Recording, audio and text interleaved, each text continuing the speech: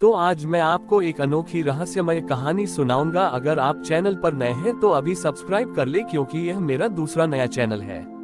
तथा कहानी पूरा देखे, अंत में एक अनोखा रहस्य छुपा है। धन्यवाद। तो सुनिए। कैलाश पर्वत की चोटियों पर, जहां बर्फ और बादलों का अनंत नृत्य चलता था, एक रहस्यमयी घटना घटी। महादेव अपने ध्यान में लीन थे जब उन्हें एक अजीब सी गंध महसूस हुई। ये किसी फूल की नहीं थी, न किसी औषधि की। ये गंध थी अज्ञात, जो मन को एक अजीब सी बेचैनी से भर रही थी। उन्होंने अपनी आंखें खोली और देखा कि उनके ध्यान स्थल से थोड़ी दूर एक वृक्ष उगा था। यह कोई साधारण वृक्ष नहीं था। उसकी पत्तियां चांदी सी चमक रही था, बड़ी ही और उसका तना सोने की तरह दमक रहा था। उस पर कोई फल या फूल नहीं था, पर उसकी उपस्थिति से वातावरण में एक अजीब सी उदासी और भारीपन छा गया था। नंदी, जो हमेशा महादेव के पास शांत रहते थे, बेचैन होकर धरती पर खुरपटक रहे थे। महादेव समझ गए कि यह मायावी वृक्ष है जो सृष्टि की ऊर्जा को सोख रहा है। उन्होंने अपनी त्रिशूल उठाए, पर जैसे ही उन्होंने उसे नष्ट करने का विचार किया, एक आकाशवाणी हुई, हे महादेव, इस वृक्ष को नष्ट मत करो। यह एक ऐसी आत्मा का प्रतीक है जिसने हजारों वर्षों तक तुम्हारे नाम का जाप किया है, पर अपनी तपस्या का फल नहीं मांगा।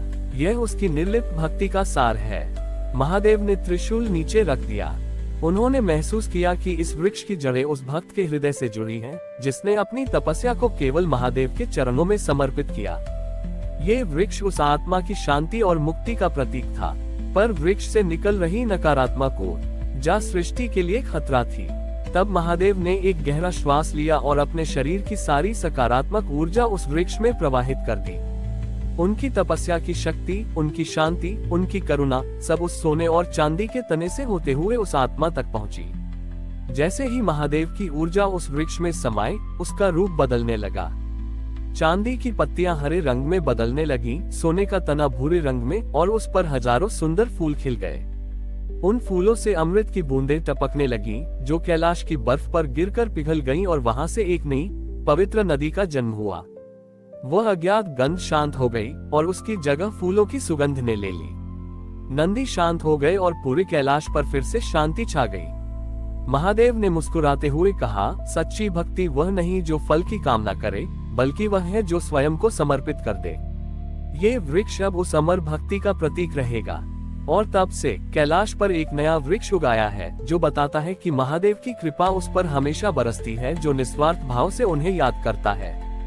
कैलाश पर्वत पर, जहां वह रहस्यमय वृक्ष अब अमृत फूलों से लदा हुआ था, एक दिन देवी पार्वती ने महादेव से पूछा, हे प्रभु, आपने कहा कि यह वृक्ष एक निस्वार्थ भक्त की आत्मा का प्रतीक है। क्या ये संभव है कि उस भक्त का जीवन भी इस वृक्ष की तरह बदल गया हो? महादेव ने एक गहरी मुस्कान के साथ उत्तर दिया, निश्चित रूप से, हे देवी। जब मैंने अपनी ऊर्जा उस वृक्ष में प्रवाहित की, वह केवल उसकी बाहरी काया को ही नहीं, बल्कि उस आत्मा को भी छू गई जिसने उसे जन्म दिया था। महादेव की बातें सुनकर पार्वती उत्सुक हुई। उन्होंने महादेव से उस भक्त के बारे में और जानने का अनुरोध किया।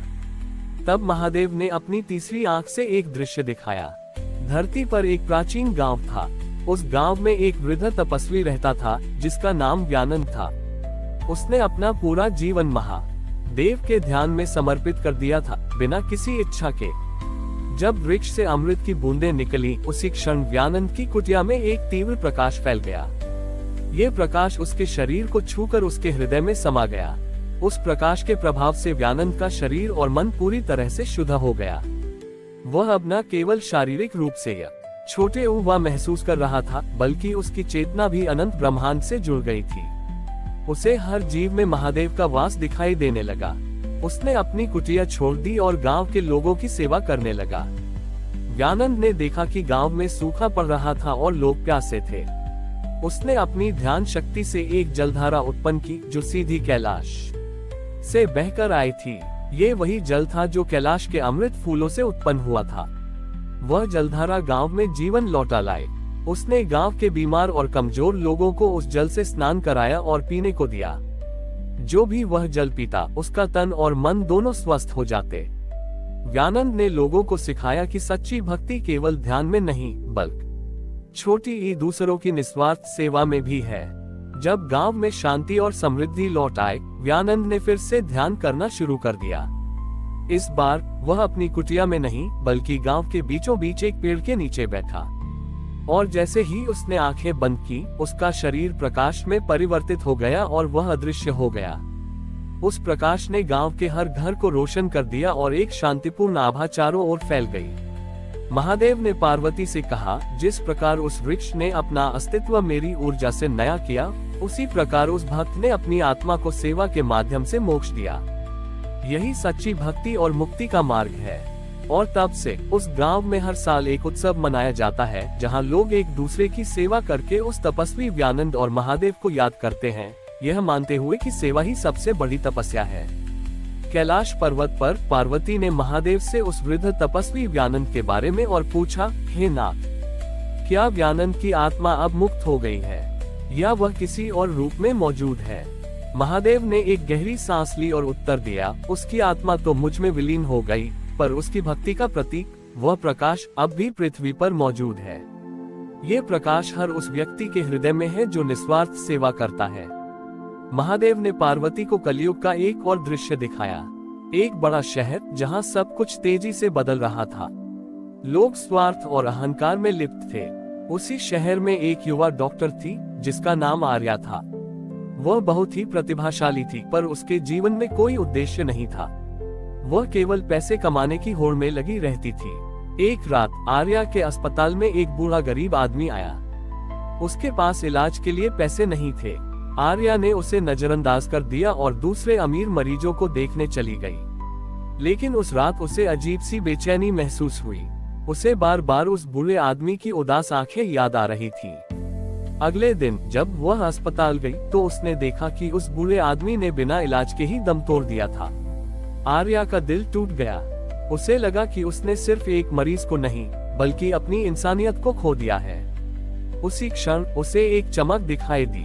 ये वही प्रकाश था जो व्यानंद की आत्मा से निकला था। वह प्रकाश आर्या के हृदय में समा गया। अचानक उसे समझ आया कि उसका जीवन केवल पैसे कमाने के लिए नहीं है, बल्कि लोगों की सेवा के लिए है।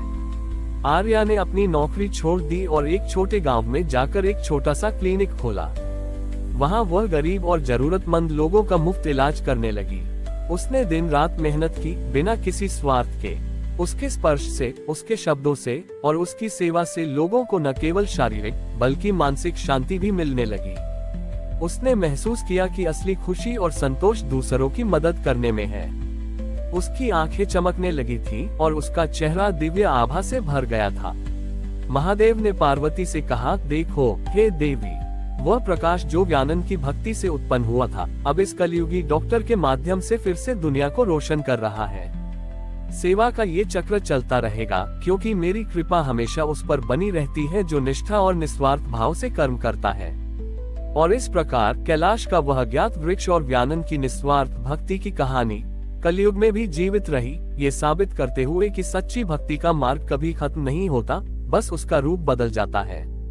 हमारी और भी आध्यात्मिक एवं अनोखी कहानियां देखने के लिए हमारे चैनल पर जाएं तथा धार्मिक एवं पौराणिक अनोखी कहानियां हमारे चैनल पर है। कृपया जाके देखें तथा हमारे चैनल को सब्सक्राइब करके रखें और वीडियो लाइक जरूर करें। धन्यवाद।